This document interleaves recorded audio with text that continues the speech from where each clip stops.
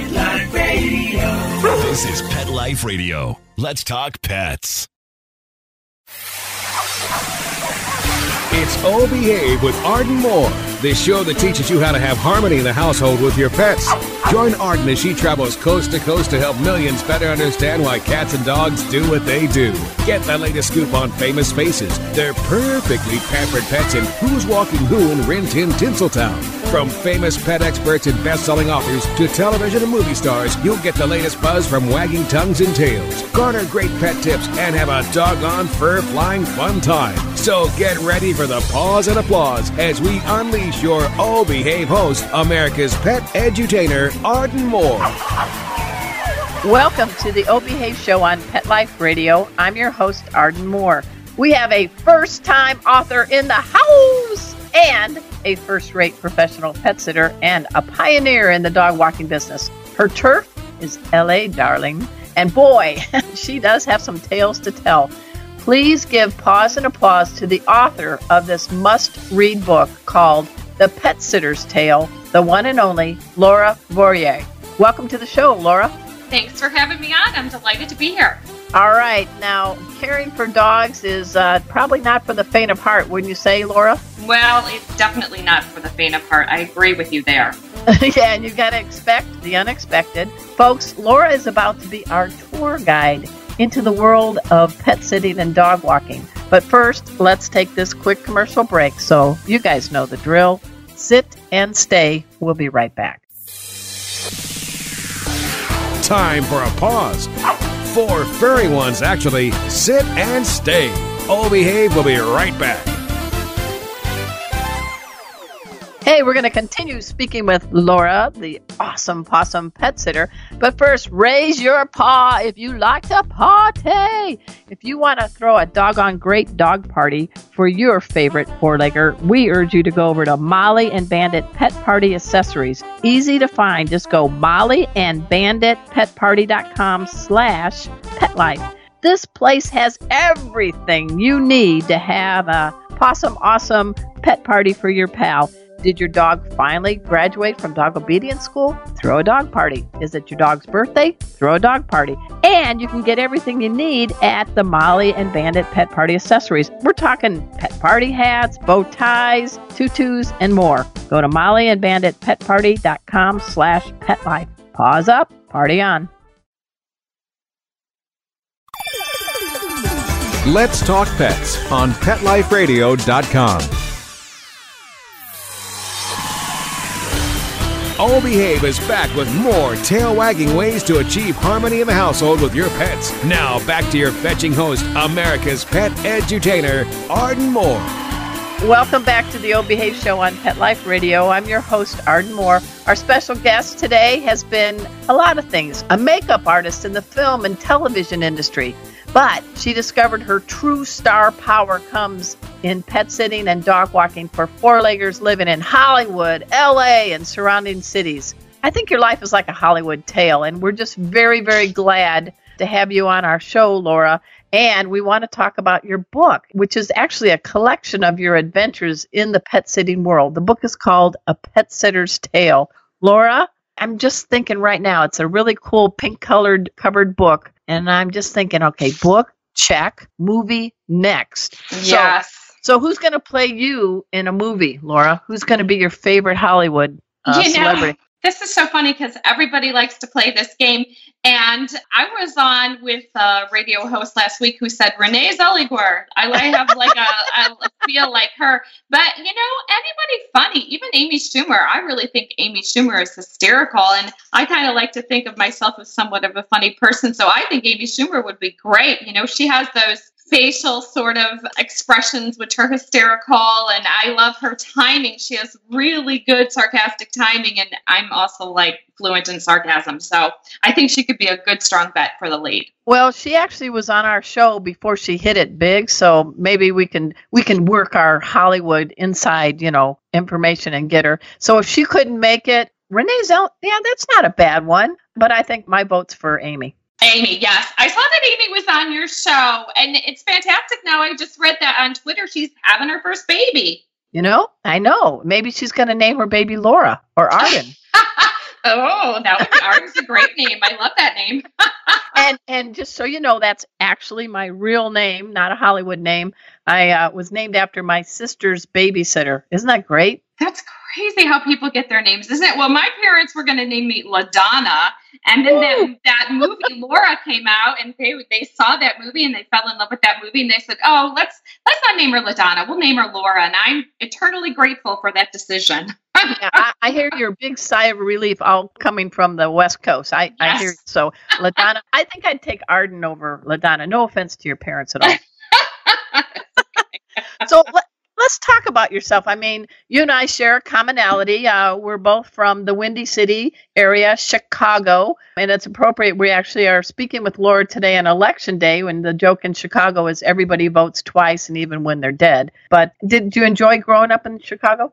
Loved it. Oh, I love everything about Chicago. And if it weren't for the terrible winter weather, I would still live there, because best people, best food, best city. Just love Chicago. Yeah. The winters are pretty wicked. And, I think it's funny that last time I went to visit, a lot more people during the summer, which lasts for 2 weeks, I'm just kidding, would bike around the loop because, I've been in a taxi cab and having to go somewhere that was like 2 miles. And it took me 45 minutes to go 2 miles in bumper traffic on Lakeshore Drive.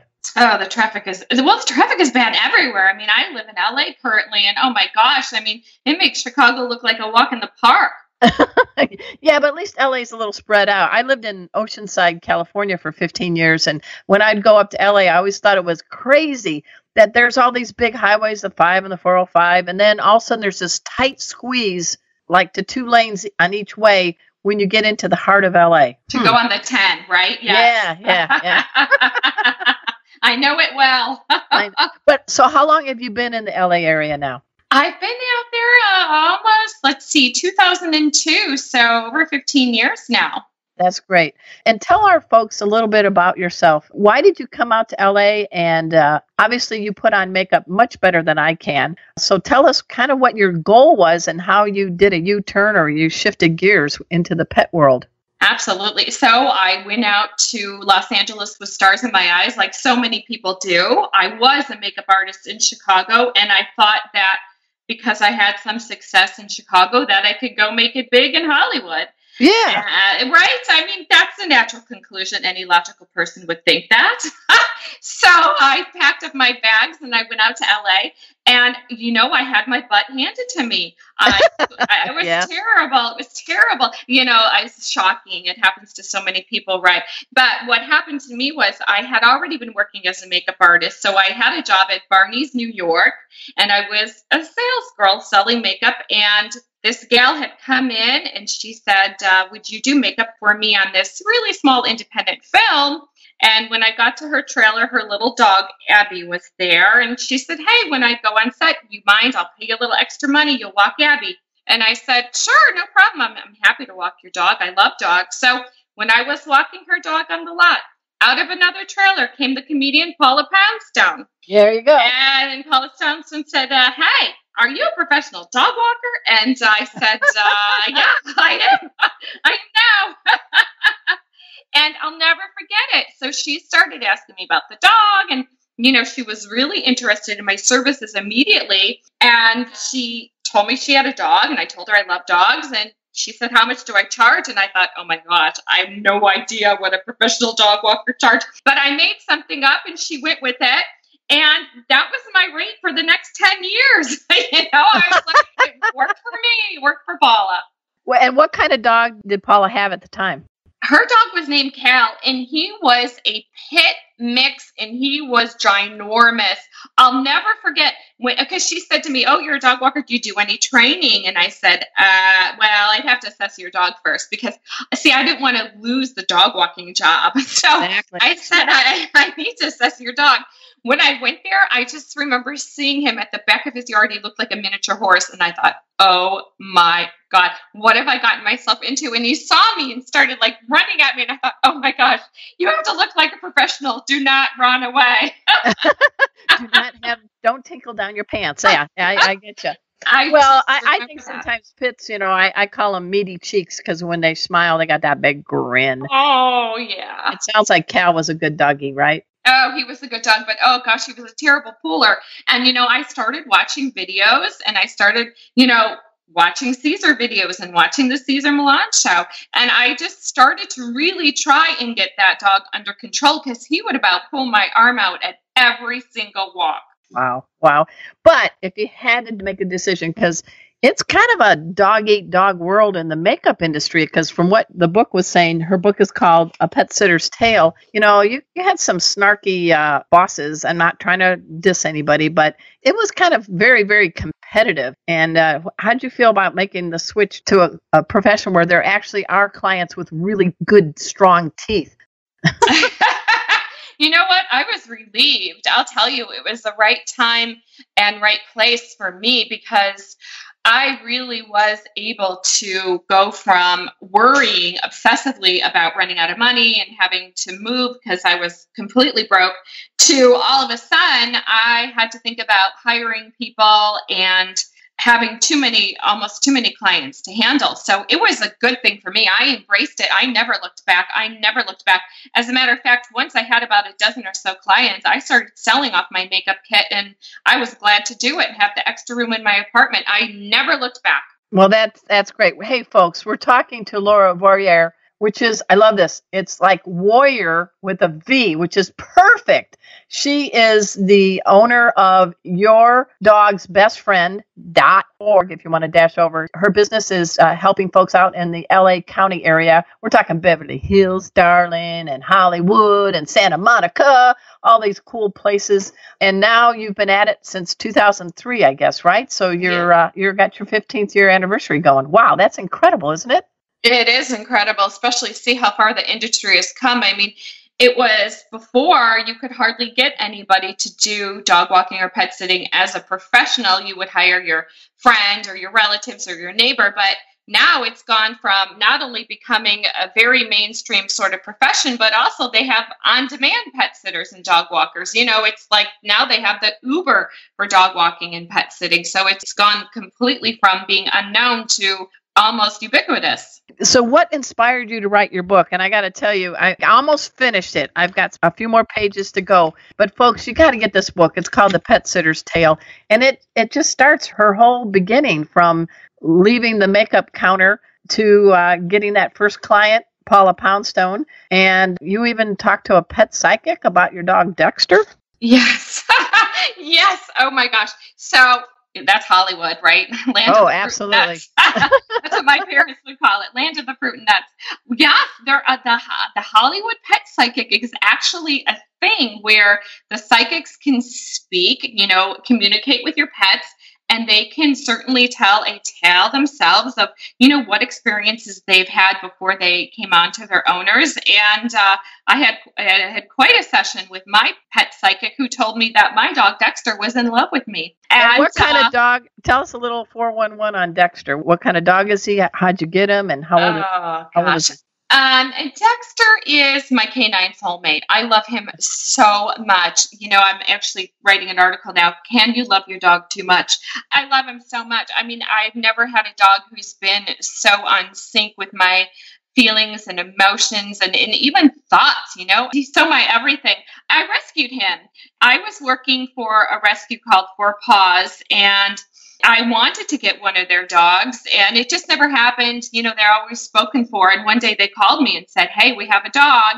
He's injured and he's going to have a long haul, but if you agree to take him, then the veterinarian will do surgery, life-saving surgery on him. He had been run over. And I said, I'll take him. And I adopted him sight unseen. And they brought him to my house one day. He had that, that satellite dish on his head. Oh, yeah. It was so heavy. He couldn't even hang his head. And he was like a sack of bones. And the lady got him out of her car and she came walking up to my front door. And I thought, oh my goodness, that's my dog. I can't believe it. But all these years later, he's healthy and happy, and he's probably about 13, and he's a little senior now. He's a Chiweenie. Okay. All right. Well, there was something, maybe chemical, that was saying to do this or whatever you want to say. You did not know this dog by sight, but there was something that was pulling you to Dexter. Oh, absolutely. I would have saved any dog at that point. Really wanted to rescue a dog. And I still work with rescues and all sorts of organizations to help, find homes for dogs. So your book really just was unleashed, a couple weeks ago, or how's it going? And it's going pretty good. It's been out for a little while now. It's going good. I'm excited to talk to people about it. I am working on the screenplay for it. So good. I knew it. I am. Yeah, I think, when I first started showing it to people who critique it and edit it, they said to me, it sounds like a movie. So I'm hopeful, and I think that will happen. But even more than a movie, I'd like to see it as a play, and a play where real dogs are on stage with the dog walkers, and at the end of the show, we can see if we can get them adopted. I think that Broadway's calling you. I think. Yeah. Wait a minute. Is that call? Mark, my producer. I think there's a call coming in. It's from Broadway. Oh my gosh. You know what? What I like about you, Laura, is there's no limits, right? You don't say, I can't do it. You say, let me give it a shot. Oh, absolutely. Well, hey, that's what life's about, growth, and joy and freedom to try everything and anything. So I'm feeling very joyful and very satisfied. I'm happy that the book is out. It took me a long time to write it because I'm not like a natural writer, but I really felt like people would enjoy these tales, especially if you love dogs, because I think a lot of people think to themselves, well, if I didn't work, at this profession or be at this office, what would I do? And if I could just do something I loved, I think a lot of people would gravitate towards being pet sitters. And when you walk into someone's home, and it's up to you if you want to disclose, but have you cared for some pets of celebrities as well as just mortals living in LA? Absolutely. So Dr. Dre, I would say, was probably my biggest client. And I took care of his dogs for a long time, for many years. And Jim Carrey and a couple others, but those were probably the biggest. But, it's not just the celebrities who, love to have the pet sitters. It's the regular people who need us. And I had a lot of attorneys and people who worked in the periphery of Hollywood, like the agents and those stylists and other makeup artists. And they would say to me, you know what, Laura, if you didn't do your job, I couldn't do mine, because they work very long hours. Good point. So did you ever get to meet Jim or Dr. Dre? I met them both very briefly. I would see Dr. Dre all the time driving in and out of his house. So he would always wave to me, and he loved his dogs, and his wife and kids loved their dogs too. They were a big pet loving family. And what about Jim Carrey? What kind of dog did he have? He was just great to his pets. He adopted a rescue dog that needed physical therapy, and he would rent a pool time to have the physical therapist work with his dog in the pool. Oh, wow. Yeah. Good job. Amazing. And, you made a good point. They're working long hours, and pet sitters work long hours, and dog walking. So is there any things that you've learned that have made you a better professional in this field? I think to communicate, absolutely communicate with your clients and just make sure that you're letting them know what's going on, and also follow those directions. I think you're right. When most people get in trouble, it's because they didn't follow the instructions. I heard a story about a woman who was doing pet sitting, and she couldn't figure out how to put the harness on the dog, but the owner had said, always put this harness on. He can back out of his collar like so many dogs do. And sure enough, she took the dog on a walk with just a collar and a leash, didn't put the harness on because she couldn't figure it out, and the dog got away. Oh, yikes. And speaking of those directions, there are some folks that are very, very detailed in their directions, or specific, like 3 treats on a pillow. What's some of the funny but essential instructions from clients that you have to follow that really pamper their dog? Oh, God, so many instructions. You walk into the first day of a pet sitting, and there's usually what I call the book and the notes, the notes, and they're like the phone book. And then I had a client who would sticky things all over her house, like, Sammy likes to sleep here, and Sammy will jump up here, and had a sticky all over her house where her little dog Sammy would like. Those were all the favorite spots. And nowadays people have Ring and all these other, so they can see when you come and go. But do you ever wonder if they've got cameras in every room, especially if you're doing a sleepover? So how do you deal with big eyes, big brother? You know what? There's no expectation of privacy anymore. I used to be squeamish about asking people if there were cameras in their home, but now I just straight up say, and where are the cameras in your home? Because, you're not legally supposed to record somebody without letting them know, but people do it all the time. And Right. especially if you're sleeping at someone's house, it's nice to know that they have eyeballs on you, or even audio. It's better to know. And to that point, I always tell the people that I hire, I have a lot of independent contractors who work for me. I say, never do anything that you wouldn't want to see yourself doing in a court of law. Oh, on yeah. the video screen. Just everyone has a nanny cam or two. So be ever so aware of that. But you have to wake up and have bed hair, and it's on film. How do you do that? I don't mind that. That's a great thing about being a pet sitter and dog walker. It's so not glamorous. You don't have to look good at any one given time, which is nice in a way. But then, I saw George Clooney once when I was hiking in this canyon near his house called Fryman Canyon. You might have heard of it being Right. Around that area. And I was walking a couple of dogs, and I had one of those big blue bags full of dog poop, and I saw him get out of his car, and there were a bunch of us coming down the hill, and he waved, and instinctively I waved, and I'm like, oh my God, I waved with the poop hand. That's So- cool, Elizabeth. She does the royal wave. You do the doo-doo wave. I was like, well, one hand had the leashes and one hand had the poop, and I thought, well, I gotta wave. Did you smile? Did you laugh? Oh, he did. Oh God, what so handsome. I don't know if he noticed that I had the poop. I hope not. I think he said, I'll smell you later, Laura. Right? Now he's telling the reverse of this story. And she waved to me and she had a bag of poop in her hand. Well, on that doo-doo note, we're going to take a quick break and we're going to come back. We are speaking, of course, with Laura Voyer. She is the author of The Pet Sitter's Tale, and she operates a very successful dog walking and professional pet sitting business. It's called Your Dog's Best Friend, and it's based in the LA County area. So everybody just sit and stay and hang on to those poop bags. We'll be right back.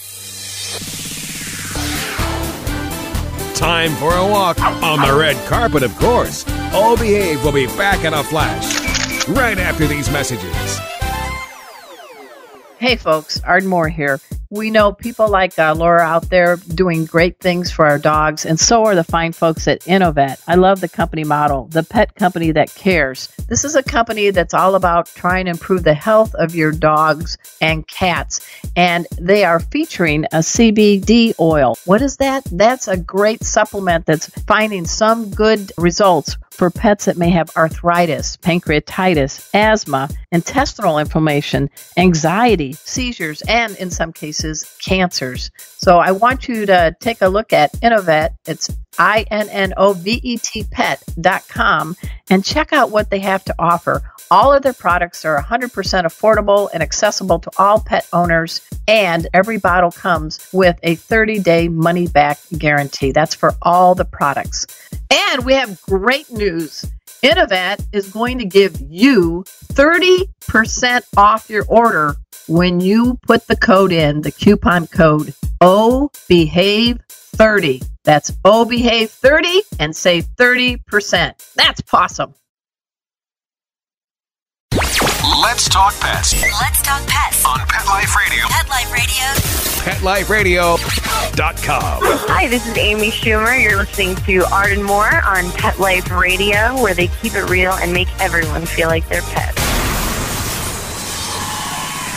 We're back from the lot. Just checked the paper and we had a record showing at the box. The letterbox, that is. Now back to Oh Behave. Here's Arden. Welcome back to the O Behave Show on Pet Life Radio. I'm your host, Arden Moore. I'm having a great time with Laura, dog walker extraordinaire, professional pet sitter. I mean, you think on your feet, and you're in a very hard to navigate area, LA County, because, I lived there for many, many years out on the West Coast. But how do you deal with all the traffic and getting to your appointments on time? You must have like the Batmobile or some secret way of getting to a place quick. Well, I don't have a secret, and if I did, I'd sell it. What I have learned over the years is to really be true to that geography, your territory, if you will, that you can realistically handle. And all my clients that will allow it, I give them like a 2-hour range. Most people want their pets walked midday. So I'll say between 12 and 2 or between 1 and 3. And then, after I figured it out, I kind of can know what the best ways to get there. And of course, use those apps. But I have most of the dog walking. In fact, I'd say all of it hired out right now. I just do the pet sitting and the boarding, but most of the dog walking is completely just hired out. I have 2 locations now. And my daughter, who's 28, Nicole, she is managing the second location, and she does a lot of that stuff for me. Oh, very nice. Okay. It pays. And you also have, we got a shout out to your son, because he's kind of your techno wizard, isn't he? Oh, he sure is. Oh my gosh. These kids, I swear I saw him swiping right the other day. They are so technology savvy and so advanced. He is so into the games, and he wants to be a YouTuber. I mean, can you imagine when you were a kid, people say to you, what do you want to be when you grow up? You say a YouTuber. I mean, it was not even a thing. It was not a thing, right? It's crazy. Right. All right.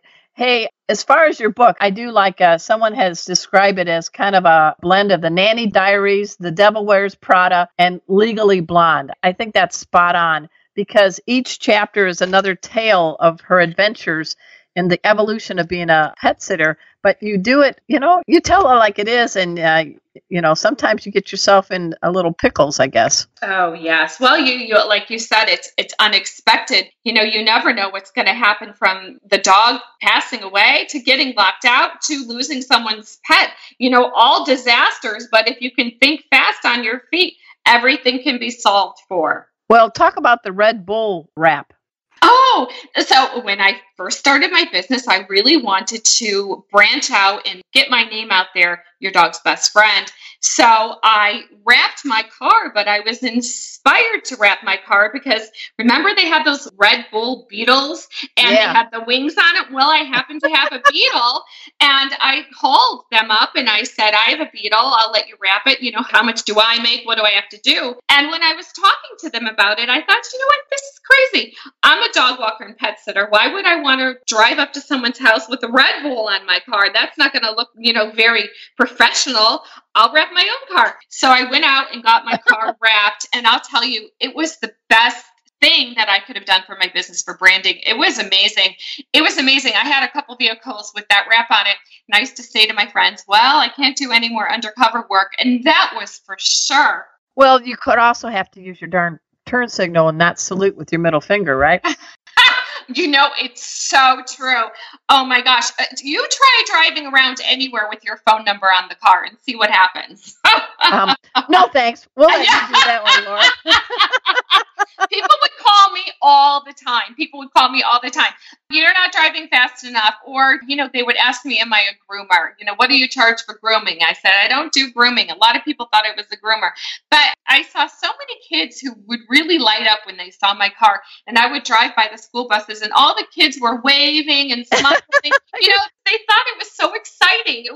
I have a picture of it in my book.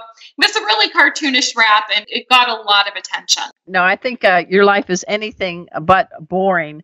So what are some things that you could say, as far as caring for pets? What sort of, it's nice that you're there to help people. Is there any lessons you've learned from dogs that you could impart on us two-leggers to make us better beings? Something about that study that I think you probably read, and I read too, about talking to our animals. I think that is so important to speak to your pets. It really does build the bond, and them hearing your voice is so soothing, and it's so amazing for them to be able to know that you are speaking to them, and it's a good thing for your pets if you talk to them. I had a pet sitter once who never talked to the animals, and I said, why don't you talk to them? And she's like, oh, they don't understand. But I said, they do understand. And she started to talk to them, and she said, you know what? Honestly, that was really good advice. It just wasn't something that was logical for her, but she loved dogs. She just never talked to them. I said, try talking to him, see what happens. And, it was such an eye-opening experience, because then she was talking to the dogs and talking to the cats, and she really started liking her job that much more. And my clients really noticed it. Their pets were happier. So there's definitely something to be said for talking to your pets. Well, when you start talking to the paper plates and the fake plants in the house, then I think you kind of have to draw the line, right? It's just one long editorial every day. So you sincerely, I know, I'm just curious, what do you have in your vehicle that makes you feel like I got everything I need and for whatever happens when I walk in that door of a client's? Oh, right. Well, extra leashes. I can't tell you how many extra leashes I have in my car. That is so important because sometimes the client will only have one leash and then they took the dog to the dog park and they let the dog off the leash and then they drove off with that leash in the car. So you need to have extra leashes. You need to have treats. You need to have a first aid kit, blankets. I always carry extra leashes because I live in LA. Not a week goes by where I don't see a stray walking around. Usually they'll have a collar, but not a tag, or sometimes they'll have not anything. And I will try and get them into my car with treats and take them somewhere safe so they can be found or get a good home. So I try and carry, everything in my car that I can think of and just two of it. Yeah, that sounds good. And is there any leash walking techniques you use? Because you got the yankers and you've got the dogs, that sometimes get tangled up and want to do a circle 8 around you. So what's any good leash walking tips? Yes, if you have more than one dog, use a splitter. I use a splitter and I carry that in my car too. So that's a way to walk both of your dogs side by side. So they're kind of tethered together, but they still have some room, but it's like you have just the one leash, but 2 dogs. So it's a splitter. And also never, ever, ever, unless your dog weighs under a pound, use a retractable leash. Thank you. Never, ever, ever use a retractable leash. I mean, I've seen them break and they could chop off your hand. But more than that, I've just seen, the little device on it break and, dogs are off 40 yards out. You can't reel them back in. They're real. I saw a lady at the dog park. She had a Rottweiler on a retractable leash. And I said, oh my gosh, what are you doing? You can't teach some people some things, but no, I never, ever use retractable leashes. If my clients have retractable leashes, I say, that's okay. I'll bring my own. No, they're the worst invention ever. I think what you're alluding to too is you're walking with your dog. You're not being the dog's biatch, walking, being way back and picking up the poop. So there's a little bit of leadership ranking going on. Absolutely. Absolutely. Your dog should be walking next to you. Your dog should not be in front of you. Your dog should not be pulling you down the street. And you should be walking side by side with your dog. Absolutely. And you should be in control. And the dog is picking up your energy from your arm through that lead into itself. So if you're calm, they're calm. If you're anxious, they're anxious. They know when you're paying attention. They know when you're on that cell phone. I tell people, don't be distracted when you walk your dog. That is the time for the two of you to build your bond together. And they know when you spot George Clooney and you're holding their poop. Yes, they do, don't they? Now, do you ever take care of cats, or is there any households that may also have cats? Or I know you focus more on dogs. Absolutely. So we do take care of cats too, and birds and reptiles, and you name it. If it can be taken care of, we have done it, and I'm happy to do it. But I never had a cat, and I'm allergic to them, so. They're not my favorite, but I do like cats. It's just that I'm allergic to them, so I try and hire the cat part out because, it's hard when your nose is running and you're sneezing and you can't breathe to be an effective animal caretaker. Yeah, that's nothing to sneeze at. So what would be kind of an unusual but legal pet that you've had to care for? I know that sugar gliders are a no-no in California. No sugar gliders. A Vietnamese potbelly pig. A big pig. Really? Do you remember the pig's name? Oh, what was the Dolly? Okay, I'm glad it wasn't ham hocks. Okay, good. So how much did this fine specimen weigh? About 100 pounds, and it was a big pig and a sweet pig. And they're full of personality and much like a dog. So I think that the pig was living with my client for a couple of years, and then it got so big that they had to take it out and find it a new home out in a ranch because the pig just got huge. And now these teacup pigs are all the rage. I don't know if you've seen them on the internet, but great. All the rage, these tiny little teacup pigs. Well, I've been told they're actually more intelligent than dogs. That's what they say. Absolutely. So did this pig listen to you, and what kind of food do you feed a pig like that? You know what? I didn't really feel like the pig was digging on me too much, Arden. I have to tell you, I would feed the pig.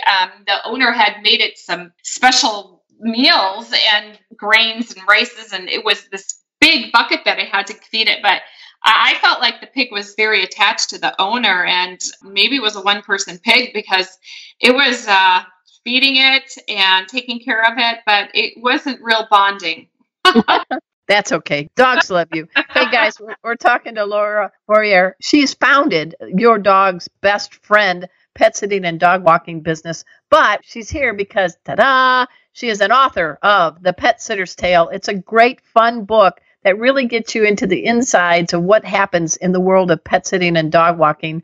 And more importantly, the importance of following your dream. And even if you get your knee skinned or the makeup gets smeared, you keep going, right, Laura? Absolutely. All right. So how else can we find out more about you? And is there any parting message you want to give to our pet-loving pack here on the O Behave Show? Oh, thank you so much. Yeah, check me out on Twitter. I love when people send me pictures of their pets. I constantly get puppies and senior dogs, and now I have a senior dog, so I'm all about the senior dogs. So I love when people tweet pictures of their pets. And if you ever are interested in getting into the pet sitting and dog walking business, my book is full of startup advice, but I'm also available through my blog of the same name, thepetsitterstale.com, and I'll answer all your pet sitting and dog walking questions. Now, is your Instagram account the same? Shout it loud, shout it proud. Yes, the Pet Sitter's Tale.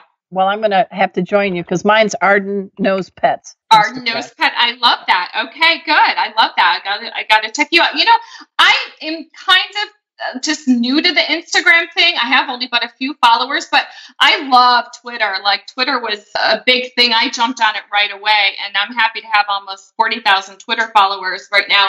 So I'm getting into the Instagram thing, and of course I'm on Facebook too. And I try to post pictures of Dexter and cool dog stuff on Instagram, but I'm always tweeting. I have a big mouth on Twitter. No, that's okay. And the key to Instagram is how you use those hashtags. Don't just use hashtag dog. You know, see what's trending and be more specific. And that's how you build your following. And make sure you follow others. And yes, that was, thank you. says Arden Moore, who has a humble following. But anyway, I'm really glad that you could be a guest on our show, Laura. And I want you to give a special treat to that ageless wonder, Dexter. I love senior pets too. They rock. I have a 17-year-old retired surf dog named Cleo, who's 12 pounds. She's actually sleeping under my desk right now, and I'm very grateful she's not snoring. She might. I think she's dreaming of hanging 20. But when I lived in California, we were part of the SoCal Surf Dogs. And so you never know what hidden talent your dog would have. She's a Bichon Frise, Metapoodle, whatever mix, 12 pounds soaking wet, and she rocked it on the surfboard. Oh, I'll have to look for her pictures. Can I find those online? Yeah, if you go to YouTube and do Cleo the surf dog or whatever, you'll see this 1-minute video a friend made for me, which is the evolution of a surf dog from the beginning to being in the Guinness Book of World Records, because we got this huge board made and we put a lot of dogs on it, and the Guinness people were there, and we raised lots of money for the San Diego Humane Society, and only the dogs that stayed on the board from the beginning to the end of the ride were counted, and Cleo was one of the 17. That's amazing. Congratulations, Cleo. That's exciting. Yeah, that's exciting. I thought it was hilarious because there was a Bernese Mountain Dog and a Bulldog and all these other dogs, and little dogs were spilling left and right off the board as they was coming to shore. And I watched my little girl. You know what she did? She backed in between the legs of these big dogs and stuck in the middle. Oh, she's a smart girl. Those were her instincts. Good for her. There you go. She wanted to make the record book. Of course, it caught, I'm poor and famous, but at least my dog's in the record book.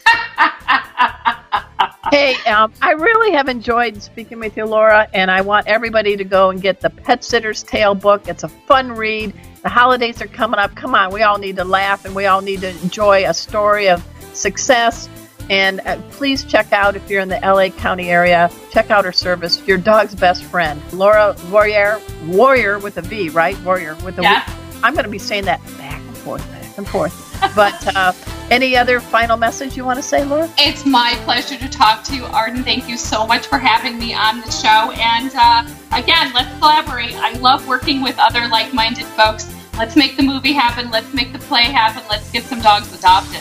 That sounds like a great plan, and I'm in. All right, guys. At this time also, I want to give a big pause up to our producer, Mark Winter. He is the Wizard of Paws. He is the man who created the Pet Life Radio Network, which is now 10 years strong. And we are the largest pet radio network on the planet. I heard Venus and Mars are getting a little jealous, but you never know.